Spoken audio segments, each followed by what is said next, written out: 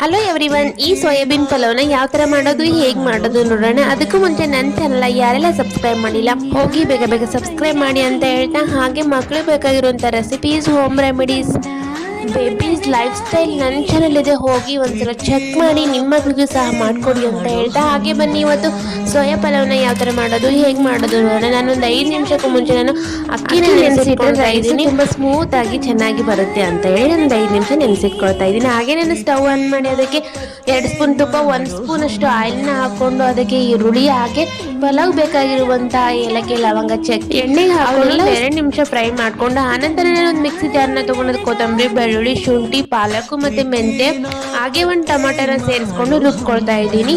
ಹಾಗೆ ನಾವು ರುಬ್ಬಿರೋ ಅಂತೆಲ್ಲ ನಾನು ಕುಕ್ಕರ್ಗೆ ಹಾಕಿಬಿಟ್ಟು ಒಂದು 5 ನಿಮಿಷವರೆಗೂ ಅದು ಹಸಿ ವಾಸನೆ ಹೋಗೋವರೆಗೂ ಲಿಡ್ನ ಕ್ಲೋಸ್ ಮಾಡಿ ಒಂದು ಲೋ ಫ್ಲೇಮಲ್ಲೇ ಇಟ್ಟು ಅದನ್ನು ನಾವು ಬೇಯಿಸ್ಕೊಳ್ಳೋಣ.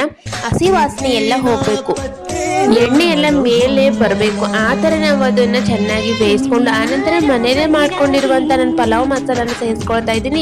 ಬೇರೆ ಯಾವುದು ಮಸಾಲ ನನಗೆ ಆ್ಯಡ್ ಮಾಡೋದಿಲ್ಲ. ಈ ಮಸಾಲ ಹಾಕೋದ್ರಿಂದ ಸಖತ್ತಾಗಿ ಪಲಾವ್ ಬರುತ್ತೆ ಅಂತ ಹೇಳ್ಬೋದು. ಹಾಗೆ ಟೇಸ್ಟ್ ಅಂತೂ ಸಖತ್ತಾಗಿರುತ್ತೆ. ಹಾಗೆ ನಾನು ಸೋಯಾಬೀನ್ ನಾನು ಕುದಿಸ್ಕೊಂಡು ತಗೊಂಡಿರೋದು, ಸ್ಮೂತಾಗಿ ಕುದಿಸ್ಕೊಳ್ಬೇಕು. ನೀರೆಲ್ಲ ತಕ್ಕೊಂಡು ಸೋಯಾಬೀನ್ನ ಒಂದು ಪ್ಲೇಟ್ಗೆ ಹಾಕೊಂಡು, ಹಾಗೆ ನಾವು ಈ ಥರ ನೀರಿನ ಅಂಶ ಇರಲಾರ್ದ ಹಾಗೆ ನಾವು ಈ ಸೋಯಾಬೀನ್ನ ಪೂರ್ತಿ ನೀರೆಲ್ಲ ತೆಗೆದ್ಬಿಟ್ಟು ಇಟ್ಕೊಳ್ಬೇಕು. ಹಾಗೆ ಇವಾಗ ನಾವು ಈ ಸೋಯಾಬೀನನ್ನ ಹಾಕೊಂಡು ಒಂದು 2 ರಿಂದ 5 ನಿಮಿಷವರೆಗೂ ನಾವು ಇದನ್ನ ಫ್ರೈ ಮಾಡ್ಕೊಳ್ಬೇಕು.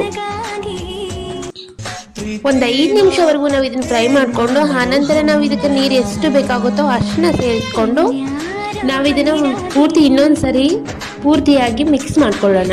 ಈ ಥರ ಮಿಕ್ಸ್ ಮಾಡಿಕೊಂಡು, ಆನಂತರ ಇದಕ್ಕೆ ರುಚಿಗೆ ತಕ್ಕಷ್ಟು ಉಪ್ಪನ್ನ ಸೇರಿಸ್ಕೊಳ್ಳೋಣ. ಹಾಗೆ ಇವಾಗ ನಾವು ಇದನ್ನು ಮಿಕ್ಸ್ ಮಾಡೋಣ. ಉಪ್ಪು ಹಾಕಿದ್ಮೇಲೆ ಮಿಕ್ಸ್ ಮಾಡಬೇಕು. ಮಿಕ್ಸ್ ಮಾಡಿದ್ಮೇಲೆ ನಾವು ಈ ಥರ ಕುದಿ ಬರೋವರೆಗೂ, ಆನಂತರ ನಾವು ಏನು ನೆನೆಸಿಟ್ಕೊಂಡಿರುವಂಥ ಅಕ್ಕಿನ ನಾವು ಇದಕ್ಕೆ ಸೇರಿಸ್ಕೊಳ್ಳೋಣ.